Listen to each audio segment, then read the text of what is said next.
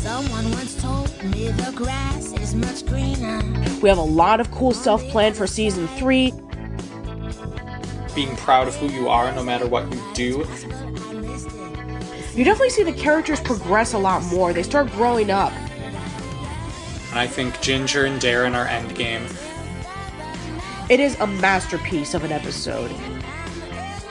Oh, it's the cattiest moment in the history of television. Trust me, everybody has been excited for our thoughts on it. Who's the girl in the pink capri? It's Courtney, it's Courtney. Someone once told me the grass is much greener on the other side.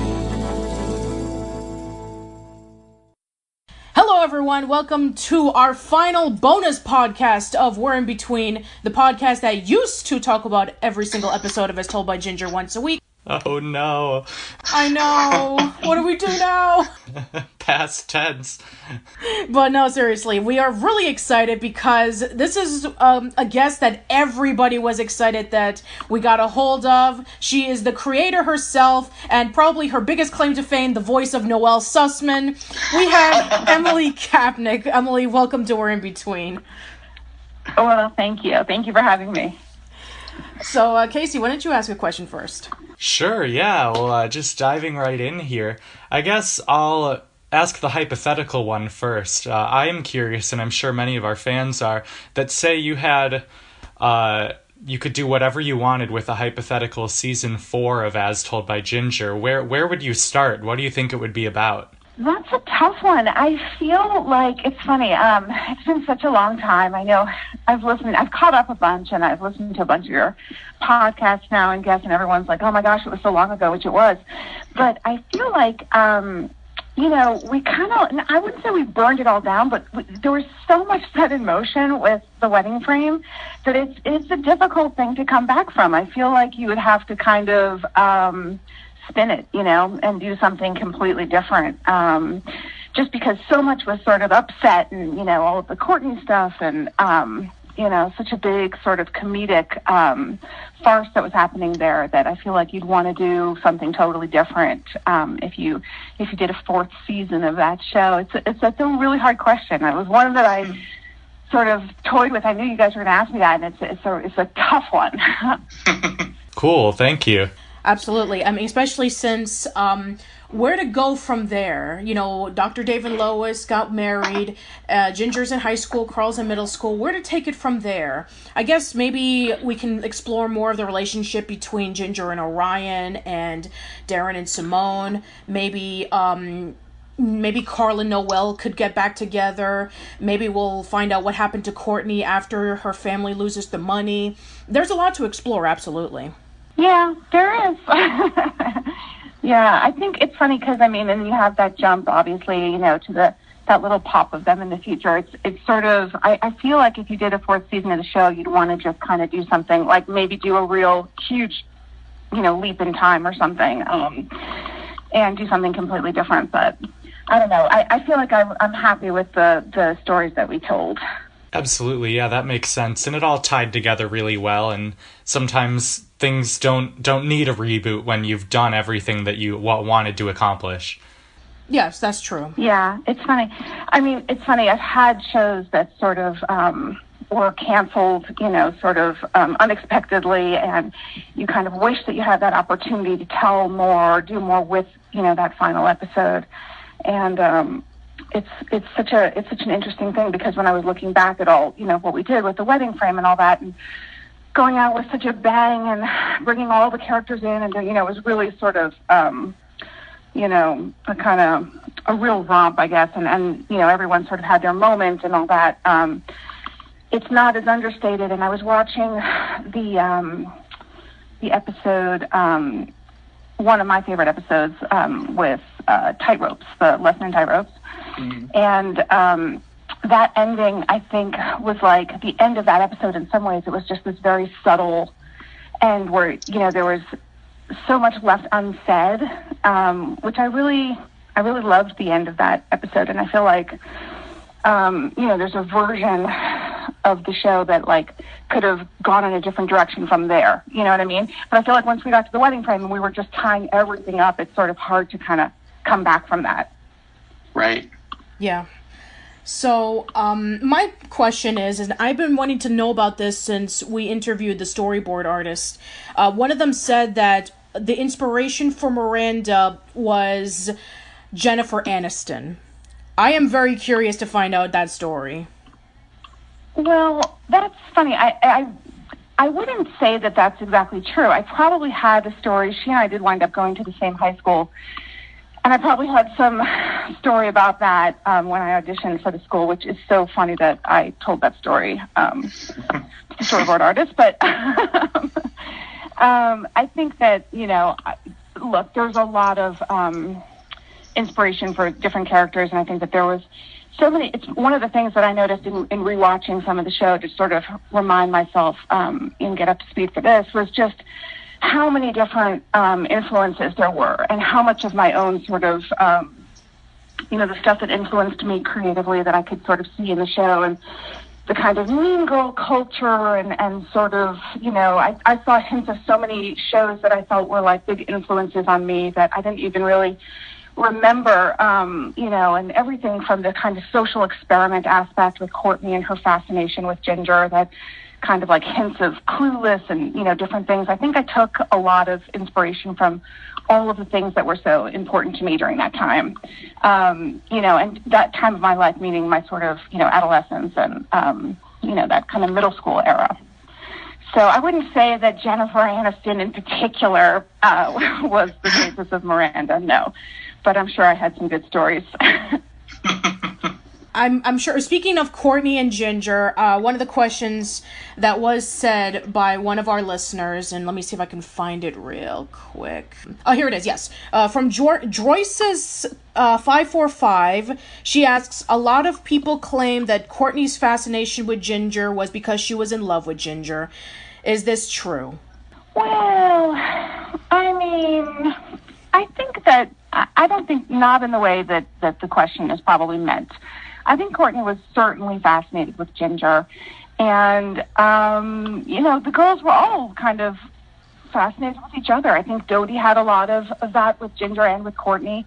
To me, that just feels very honest, you know, in that sort of age. I think that I was, you know, kind of in love with my girlfriends. And I don't mean that in like in a sexual way. I just mean that there's this sort of, you know, this is your peer group and you're kind of, it's funny, one of the things that existed, I remember, in the very, very early pilot script was Ginger talking about exactly how many freckles were on Courtney Grifflin's nose.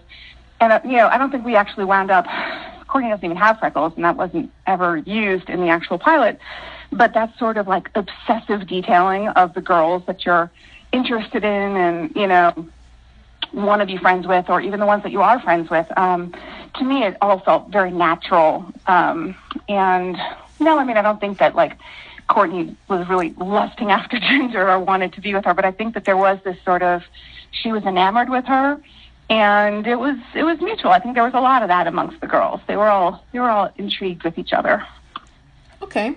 That's that's actually pretty interesting. Casey, do you have another question? Yeah, sure. So a lot of your colleagues have mentioned that you and Eric put a lot of yourselves into the creation of the show, and I'm wondering if that was difficult to do or if you found it therapeutic, and how you decided sort of which memories from your past to put in the show, how much to change them, that kind of thing. Yeah, I mean, I think it was super therapeutic and fun, really. And it was nice to have, you know, something to do with all those weird stories of ours. You know, being able to draw from these experiences, and gosh, I mean, there was so much weird stuff that happened to both of us that we wound up using. And it's funny, every time I talked to my mom about the show, she would always say, "You're welcome," like all of these, you know, crazy things we went through that wound up becoming fodder for the show. And yeah. who would have thought that my head lice and hairy legs and all that would would wind up for such good storytelling. But it was great fun. Yeah, it's actually pretty funny that you mention Cry Wolf, because we had Leandra on the show, and she said that was very relatable to her, that she had to go through the hairy legs and the poofy hair as well. Yeah, well, yes, indeed. And it's so weird about the whole shaving your legs thing, and when moms deem that appropriate, I'm like, if your legs are super hairy. I don't remember if we did this in Cry Wolf, but I remember that I just wore knee socks, like, eternally. I just had to wear. Yeah, in the early episodes, you do definitely see Ginger wearing knee-high socks. Yeah. I think we discussed, like, making sure that was tracking, that her hairy legs were tracking throughout.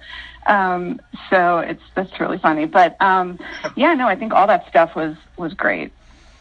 Yeah. Thank you. Now I was actually really curious about, how the characters changed their clothes in almost every single episode. And then eventually around season 3 was when they had the longer hair, or the hair got cut, or they let their hair down. Their voice kind of matured a little bit. I'm actually curious about why didn't the same thing happen for like Carl and Hoodsey and Blake or Brandon, in which their clothes differed up and maybe they got a little older. I mean, we did see the maturity a little bit, but when it comes to like the clothes, it was pretty much the same. Was it a budget constraint, or was it an inside joke about how clothes remain the same in most cartoons? I mean, I think that is for sure the case, that it usually remains the same. I don't really remember making the conscious decision not to do it for any of the surrounding characters, but I remember that we talked about doing it for the girls, that it just became this sort of idea that took root, that they were going not just to change the way they looked, but advance in age, through the school year, which Carl and Hoodsey must have as well. And, the idea that, look, I mean, one of the funny things, the idea that we were able to do serialized stories and have the kids actually, growing up and getting older, and even the content of the show got more mature and sort of grew up a little bit, was one of those things that was just very gratifying for me, creatively. And it's one of the things that for sure set the show apart and made it different, but it's also probably one of the things that made it hard for Nickelodeon to fully wrap their heads around, because I think it was just so different.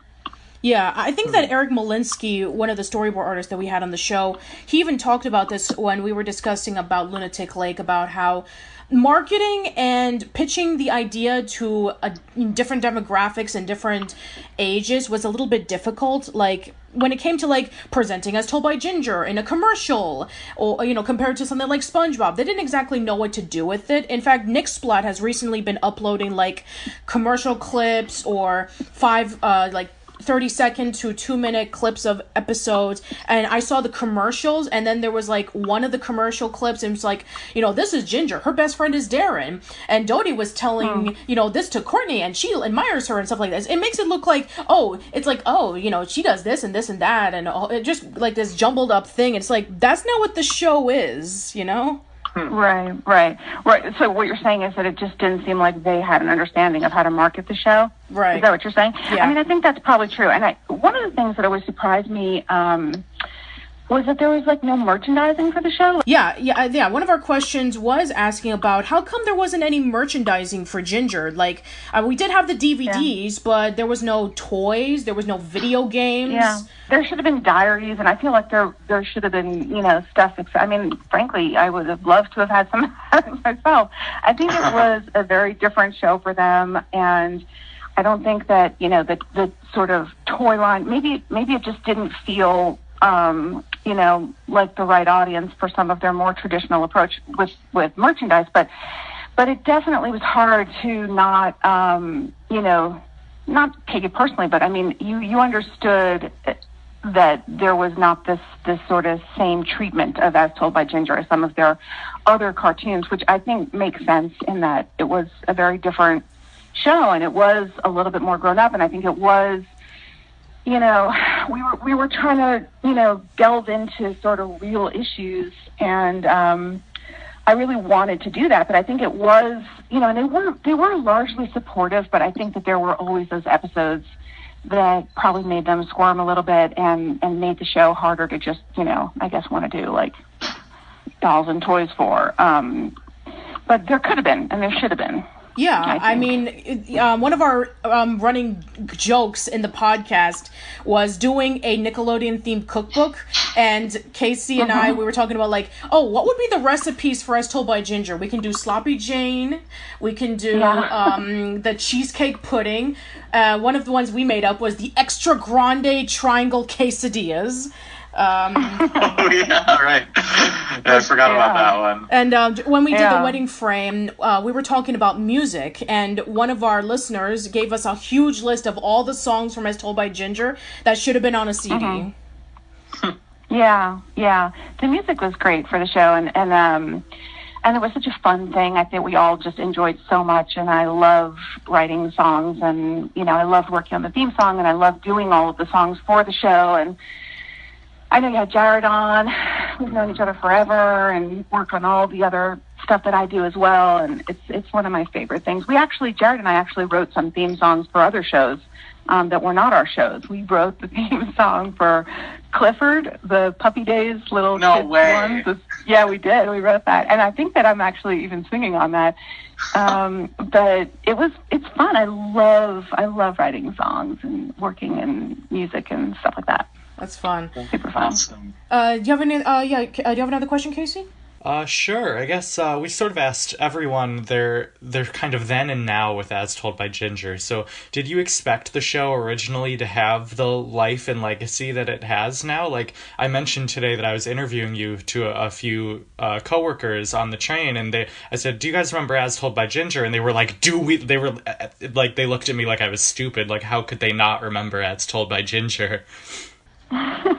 That's awesome. I mean, yeah, no, I'm surprised by it. It's great. It's one of those things where I'm not on Twitter that much, but a lot of my Twitter feed, there are people reaching out about the show. I think I wouldn't say more than my other projects. I feel like there is a lot of affection. There are people who, were really touched by the show, and it was just at that point where it was really speaking to them. They were watching it at, the place in their life where it meant so much. And that's really, really cool. It's really awesome. And frankly, even for me going back and watching, these episodes again, I love it still. It still resonates. It doesn't feel, weirdly, it just doesn't really feel dated to me. It feels relevant, even though, like, none of the girls are, this is all before social media and everything like that. It still feels like these are kind of universal issues, and stuff that people still relate to, and in the best way. Yeah. Yeah, completely. I don't think it feels... The only ways in which it feels dated make the show better. Like, I've talked about before that Jared's sort of transitional and background music for the show just scream early 2000s, and it's awesome. It's so nice to have that, like, time capsule to another era. Says the music director. Totally yeah, right. It's just fun to be like, oh, right, yeah, like, that is what, like, we thought grunge was in 2002 or whatever. Like, it's... that was always really fun. But you're right, the ideas are timeless and the characters are timeless. Yeah, and I love, the grunge element of it. Like, I love when Ginger got to do her band, and remake that song that we saw her working on in, like, an earlier episode, and then she does her, like, Alanis Morissette version of it. Yes. And, getting to see her, like, just have, that sort of angst and what she's going through with Darren and stuff. All of that, I just love it so much. It's, our voice actors just did such a good job with the show and the roles, and, I don't know. It was one of those really special projects. Mm-hmm. Yeah. Speaking of projects, As Told by Ginger is of right now the only cartoon you've ever created, because after that you went into live action. You did Suburgatory, you did Selfie, you're creating this new show called Splitting Together, and you've done a few pilots here and there. So I'm actually curious, have you ever wanted to create another cartoon? Yeah, I think that I certainly would. I really didn't know much about animation before doing As Told by Ginger. It wasn't, I grew up watching cartoons for sure and liking them. And when I sat down to try and write As Told by Ginger, I didn't really approach it from a sort of animated or cartoon, viewpoint. I actually, the opposite. I thought, why don't we know more about our cartoon characters? It was, when I wrote it was around the time that Welcome to the Dollhouse came out, which was a huge movie for me. And I thought it was a great, just dark comedy, but very honest and biting about the sort of, pain of middle school, and also just very comedic and sort of cartoony in its own way. And I thought about, why has no one ever done this with like junior high, and why haven't we seen a show that really talks about sort of the pain, of junior high school in an honest way? And for me, I wanted to have our characters have real issues, like real problems and sort of three-dimensional lives, even though they were cartoon characters. So I did not really approach it from an animated standpoint, like what makes this show a cartoon, although I think I did have some ideas about, like in my back pocket, like if it needed to be cartoony, we could do this. But, much, to my delight, I think Klasky Csupo and Nickelodeon understood that it didn't need, the trappings of what would normally make a show animated. And so, this is a long-winded answer to your question, but I would love to do another animated show. But I think it's sort of, and now I think it's much more common to do shows that are features and TV shows animated, that where the characters are, sort of grappling with a little bit more. But back then it was something different. It was something unusual. So I think, in keeping with that sort of same thought, I love animation, and I really enjoyed the process of doing it and learning about it and all the animatics and, and working with such a big team. It was really fun. So for sure. Great. That would be amazing if that were to be, if you were to create another cartoon. I definitely be the first to DVR it and watch it a million times. Okay. We'll watch it live, huh? Yes. All right. Okay. All right. Now I'm actually curious because we've talked about this. We talk about this particular character a lot of times, especially with the storyboard artists. So, what was the story behind Noel Sussman? Oh gosh. So, well, I know you know all this. I mean, we definitely kind of plucked her from obscurity in the background and decided that she would be this main character, and we had this great storyline for her. And I have to say, like, in watching the episodes that Noel is in, every time she opens her mouth, I'm like, oh God. I don't love it. I definitely got like a little bit, my arm twisted into doing it.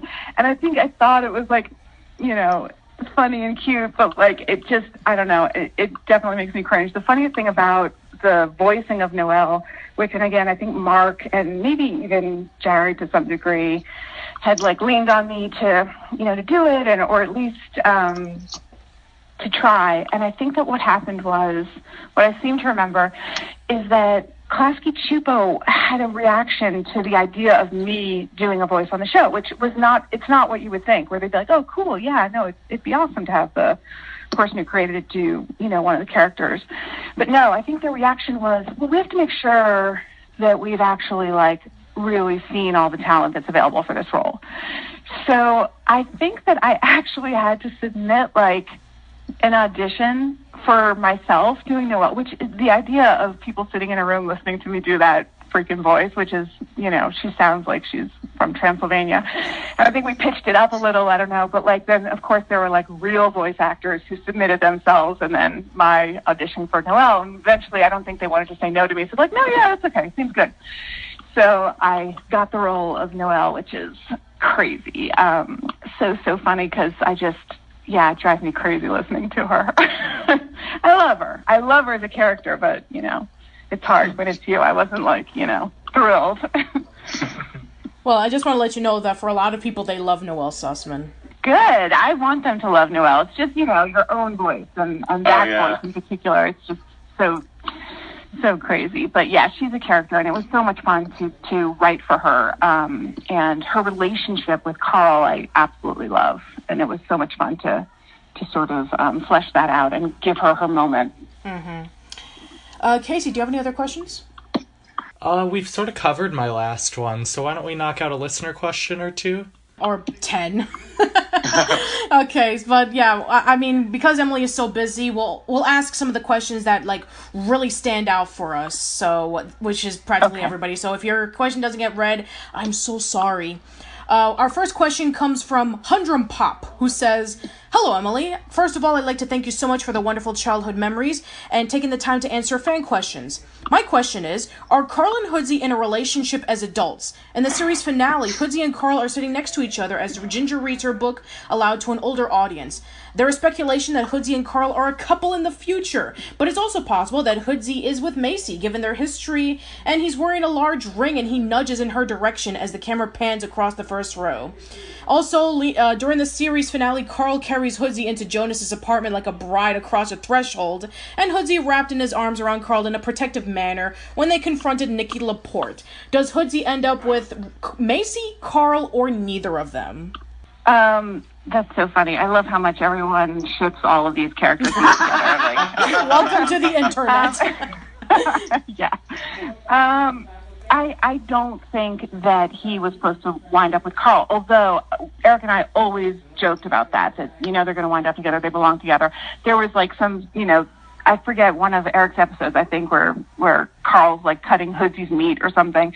But, obviously a lot of affection between the two of them. And I do think that it was supposed to be that Hoodsy wound up with Macy. For some reason, I remember that was discussed, that there was a glimmer of that. So I think that's the more correct theory.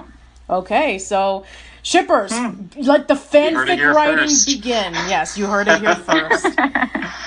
All right, Amira Eisby asks, "Hi, Emily. Thank you for creating this amazing show. This was literally my childhood. Before I go into further detail into how awesome the show is, I would like to ask of what became of Orion since the show ended, once Darren and Ginger returned together once again. I always had a theory that Orion had a tragic ending."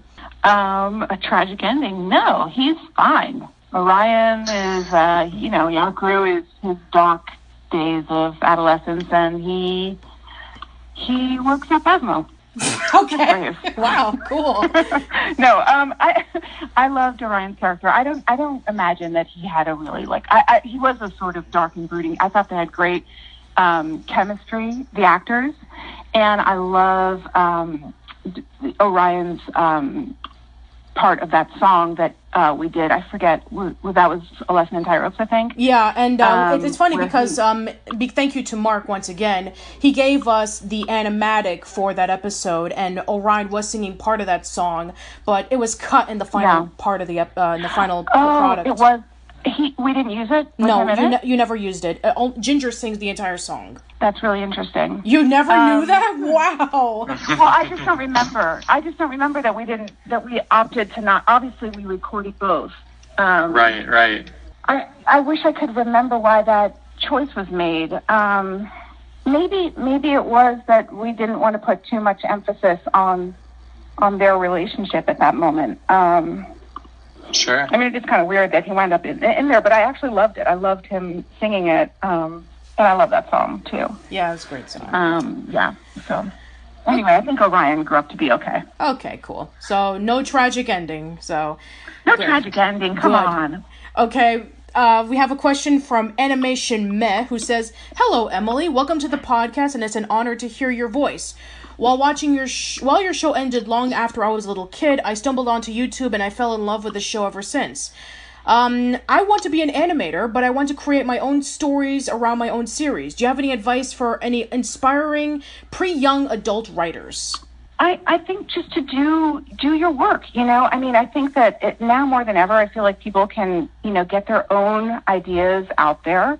As told by Ginger, I don't know if you guys know this or if it was discussed at all, but it actually came in to Klasky Chupo as part of a contest that they held. Did this come up yet on the? Yeah, we actually did discuss about this in the pilot discussion, and one of our followers asked the question about out of all the animation companies, why Klasky Chupo? So yeah, go ahead and explain your side of the story.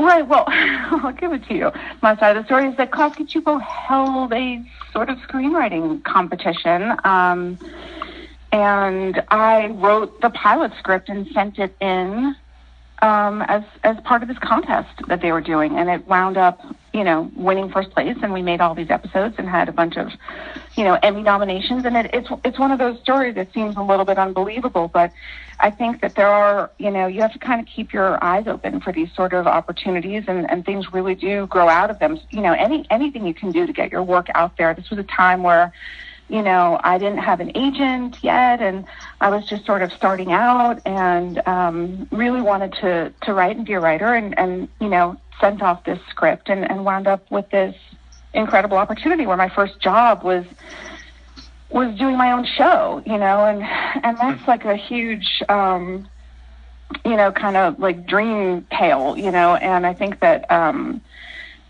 you have to sort of look for those opportunities and get your work out there as much as you can. And one of the great things about being a writer is that no one can stop you from writing. You just write and, do your work, get your stuff out there, get it made, and do readings if you can, and, recruit your friends and try and find a way to put your stuff in motion, because I feel like that's just, you have to be proactive. It can be really overwhelming to try and figure out how to get your foot in the door. But I think if you just keep jamming your foot in the door, you'll eventually get it, open wide enough for your stuff to slip through. And I think, it's important to sort of remember that and really be proactive and making your own opportunities. Yes, excellent advice, Emily. We have a question from Norbert who asks, "Finally, Emily, we cannot tell you how thankful we are that you've come to this podcast. If the show hadn't been canceled after season 3, we already answered this question about what would you like for a season 4, but but he also recommended a possible TV movie, because Nickelodeon has been doing TV movies lately for their Nicktoons. There's already been one for Hey Arnold, Rocko's Modern Life, and Invader Zim are next, and who knows what will be the next Nicktoon to have a TV movie. So, that would be interesting to have a TV movie as opposed to a season 4. Yeah, it would be fun. I mean, I think that, if there were, it would be great to focus on, the music stuff and have, I have an 8-year-old at the moment. Aww. And, and I have an 18-year-old as well. Oh, wow. I know. And, I think for kids content, there's so much good stuff. I think, but the musicals, the stuff that, that's out there, I would love to do something like that. To do a TV movie that focused on, maybe Ginger's finding this other side of herself, or a band or something like that. But it's always fun to imagine. Yeah, that would be a lot of fun. As Told by Ginger, the Broadway musical. Well, okay, no, not too far, but SpongeBob just opened. But that'd be fun to see Ginger with the focusing on the band aspect, because we hadn't really seen a lot of it. In fact, I think I even said in the Battle of the Bands episode that it would have been nice if Ginger and Arun would have competed against other bands from other schools. Yeah, for sure. DJ asks, "Hello, Miss Kapnek. You may remember me as No Parking Barry on Twitter. I've tagged you on some fan art before. As Told by Ginger has been one of my top 10 favorite cartoons for over 3 years, and I say becoming a fan of it was one of the best decisions I've ever made. Bless you for creating this beautiful Nicktoon. My question is, I know you're more of a writer than an artist or animator, so when it came to creating the look of Ginger and the characters, did you doodle the initial rough drafts of the designs yourself, or did you immediately went to seeking for a character designer at Klasky Csupo to fulfill that destiny?" Right. So I did not do any of the drawings for As Told by Ginger. And there was, I'm trying to remember who originally, I think you guys are aware that there was kind of an overhaul of the look of Ginger. Her look and Courtney's look, all the main characters got sort of redesigned. And Leslie Nosek did that. I think that the original artist who did the drawings for Ginger may have been, I feel like it was the Russian artist. I can't remember who.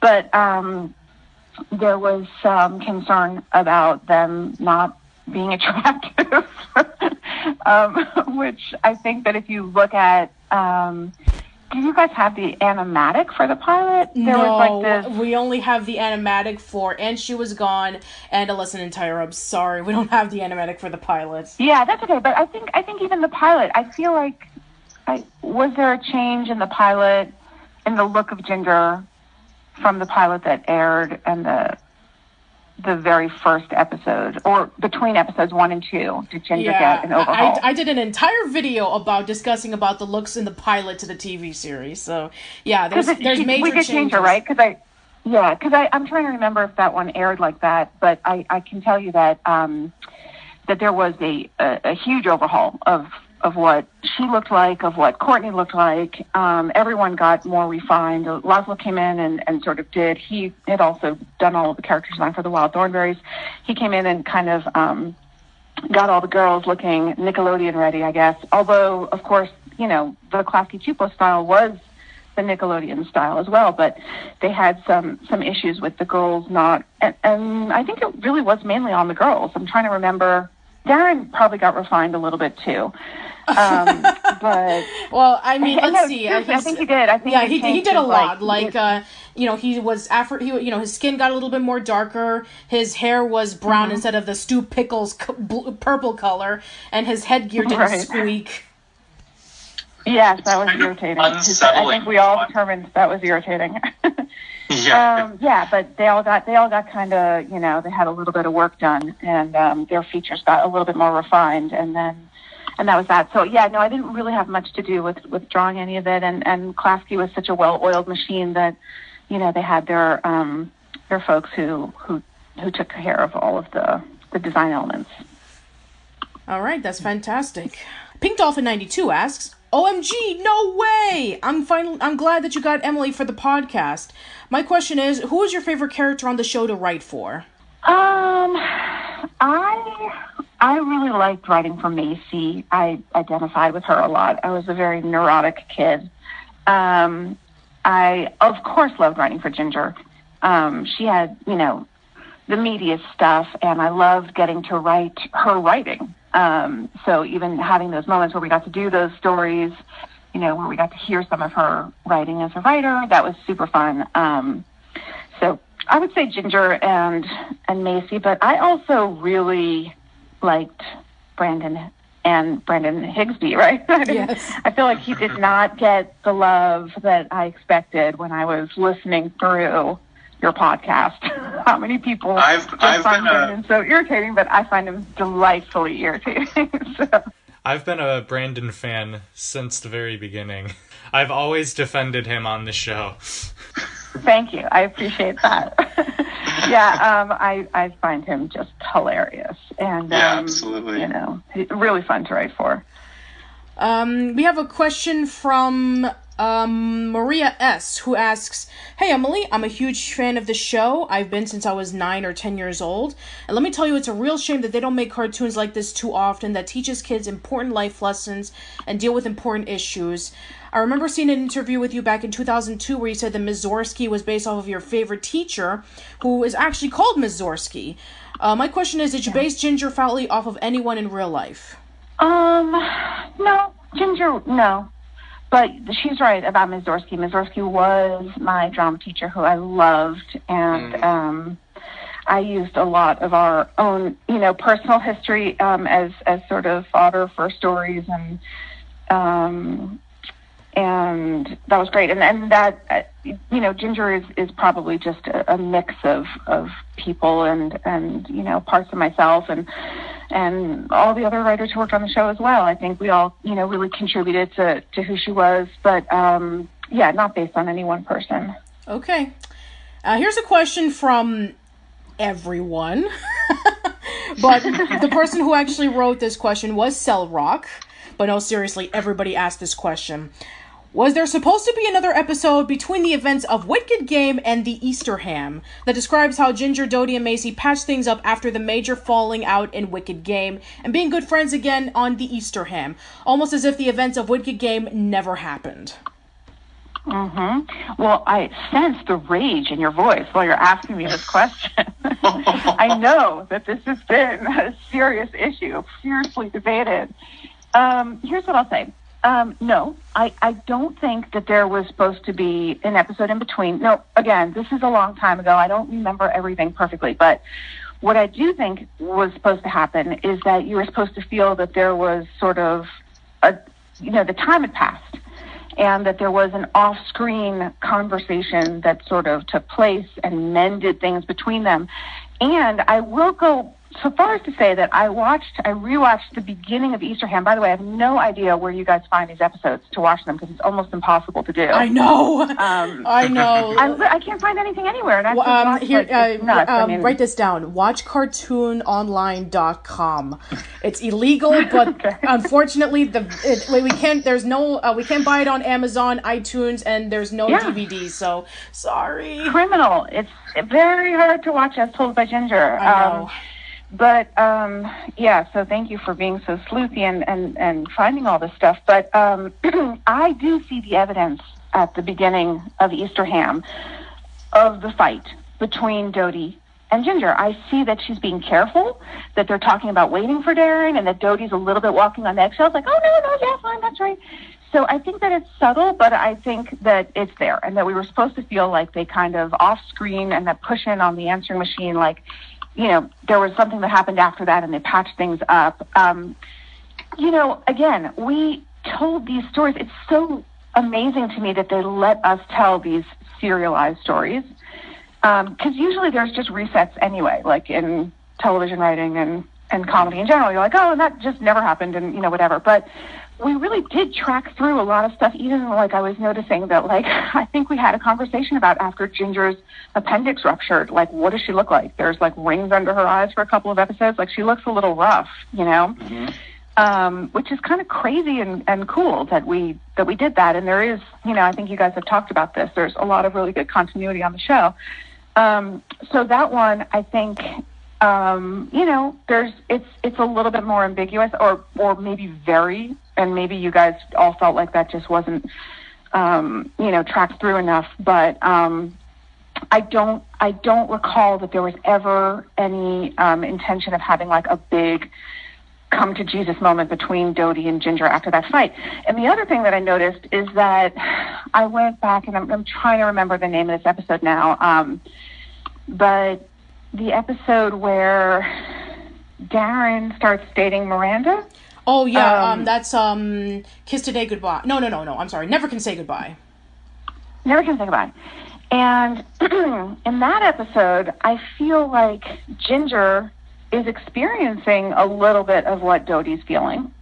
And there's even a scene with her and Courtney in the bathroom that's a little reminiscent of the scene with Miranda and Dodie and Macy, where they're talking about feeling kind of marginalized, and Courtney is missing Miranda and Ginger is missing Darren. So, for as rotten as it was, what happened in Wicked Game, I think that there's probably part of Ginger that kind of understands also how Dodie was feeling, having been there herself a little bit. So that's my long defense justifying Wicked Game, your favorite episode of the series, from what I can tell. That's great. That's a really great response. I think another point that you didn't mention is that they're kids too, right? Even though they're mature and well-written characters, kids don't always have a moment of, well, I forgive you. Well, you did this to me. Sometimes it's just you move on and that's it, and no one ever brings it up again. That happened all the time when I was a kid. Yeah. And also, like, it's funny because the sort of even the content of what happened, I was kind of, snooping around a little and reading some of the reactions and, message board stuff about that episode and how angry people were about Dodie's behavior and how could Ginger have a friend like that. I had so many friends like that. I had so many friends like that. Frenemies or whatever. Yeah. And it's funny because the actual storyline for that ambush, that like three-way call ambush, and again, this is before social media. This is before people leaving nasty comments. I mean, don't tell me that everyone can't sort of identify with, friends who are not really your friends. And I'm not saying that Dodie isn't really Ginger's friend. She is. But definitely a lot. She's always had very misguided sort of attempts at what she was trying to do and in becoming popular or endearing herself to. She seems very susceptible to Miranda and all of that influence. I'm really amazed that I'm able to discuss this in this detail at this moment. But I think it's funny because to me it feels very human, as you were saying, and true to that age where you're not really mature yet, and you make all these decisions that are bad. And so someone had brought in, and I think it might have been Eric, who may have brought in an actual article about some like telephone ambush thing that had happened with a three-way call, something very similar. And we just decided to do a story like that. Oh, wow. Yeah, totally. And you're a braver soul than I going onto the internet forums about your own show. I don't think I could handle that. So kudos to you there. Know that everyone making those comments do love the show. And I find it kind of frustrating that so many people... we talked about this with Aspen, how much they hate Dodie. And Aspen had a great line that was, Dodie represents the ugly animalistic side in all of us. And I think that's so true, that some people might not like her because they see themselves in her. Yeah, totally. That's funny. I'm glad that Aspen wasn't crushed by that. But yeah, I mean, I had a bunch of Dodies in my life, for sure. Mm. Mm-hmm. Well, thank you very much for the in-depth discussion about Dodie, and Orion can get it. I hope that I hope that your answer of Dodie and her controversial ways was answered well. We have a question from. This is actually a really good one. We have a question from Amir Kamsa, who says, "Greetings, Emily. I enjoyed the series and I found it recently to show my nieces and nephews. One thing that struck me about the show was Courtney, despite living in luxury and having it all, she went to Ginger as a way to bring herself back into humility, which she seemed to crave. What would become of Courtney since she didn't appear in the finale? Would she and Ginger still be friends? Would she be rich again? Thank you and salutations from Lebanon." Wow. Salutations. I don't know. I mean, I think I haven't put that much thought into what would have happened on the other side of that finale. But I do think that Ginger and Courtney had a real friendship, and I think that assessment is just right. I think that there was this fascination with Ginger, and how someone who seems to have less might actually have more, and this wholesomeness to her friendships that Courtney was just completely enamored by and fascinated with. And again, I think there was this, we saw that, early on, this sort of social experiment aspect where it was like, can we take a girl like Ginger and, make the hot guy, fall in love with her, or the French student kiss her on the, ski lift or whatever it was. And that there were these sort of like, her initial motivation for her interest in Ginger, whether it was inviting her to her parties or, originally it may have started off, from a place of maliciousness, grew into like a real genuine appreciation of who Ginger was. And I think vice versa. I think that Ginger was, probably enamored with Courtney and didn't really see her as a three-dimensional person. And I think we watched that change a little bit too. She sort of got to know Courtney a little bit more, and Courtney at times was even a good friend to Ginger, a really good friend to her. Yeah, absolutely. A lot of people really loved Courtney throughout the remaining seasons, and they love the fact that as the seasons progress, she became more and more interested in learning about what Ginger knows and hanging out with her and Dodie and Macy more. And, even in season 3, she doesn't hang out with Miranda and Mipsy and the other girls anymore. Yeah. I would like to think that they were friends and would continue to be friends. Yeah. Yeah. We have a question from Jason, who asks, "Hello, Emily. Thank you for creating such a great series. I have a question. Looking back now, was there ever an episode that was not allowed to air that you wish would have made it into the series?" Not allowed to air. Yeah, was there a story that you wanted to write about Ginger, Dodie, and Macy, and then Nickelodeon was that like, we didn't no, let's not? No, I don't think so. I mean, I feel like, gosh, I really can't remember if there was. I feel like we got to do some version of most of the stories that we wanted to do. I don't remember that we got shut down about anything, although I think they did sort of shut a few things down in their own way by not airing certain episodes. Yeah. Which I'm trying to remember if I knew that or if I only knew it from hearing you guys say it. But I think that some of those edgier stories, those more grown-up stories that I fought so hard for, wound up not airing, maybe. Yeah, one of the first episodes that never aired on Nickelodeon but did air on the Nicktoons network was Stuff Will Kill Ya, where Ginger becomes addicted to coffee. But then other episodes like A Lesson in Tightropes and Dodie's Big Break and even The Wedding Frame never aired on Nickelodeon or even on the Nicktoons network. We only saw The Wedding Frame only on DVD when it came out in 2006. And for the other episodes, we had to wait 12 years for them to be released on Nicksplat. And as of right now, Battle of the Bands is still never been aired. Well, that's really weird. I mean, it's so weird. A little bit and I even told... arbitrary, because that one's not provocative, Battle of the Bands. I don't think there's anything...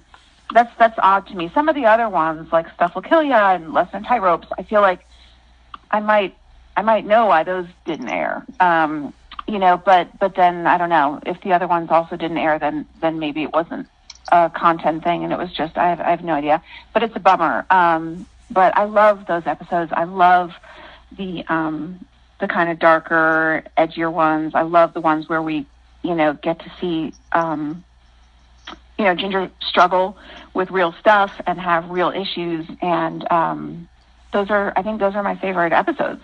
I always really wanted to kind of push the envelope in that way and have her, grow as a character and again feel really three-dimensional. That it's not just the kind of one-off stories and the sort of like junior high comedy, but that we do tell some of those struggles as well.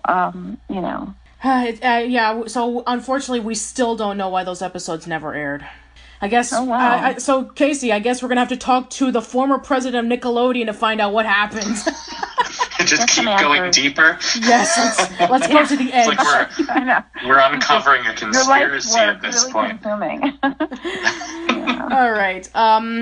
We have a question from Webbed Fingers who says, "Wow, this is great. Given how popular reboots are nowadays, is there ever a chance for As Told by Ginger to come back, or at least would you be interested in it?"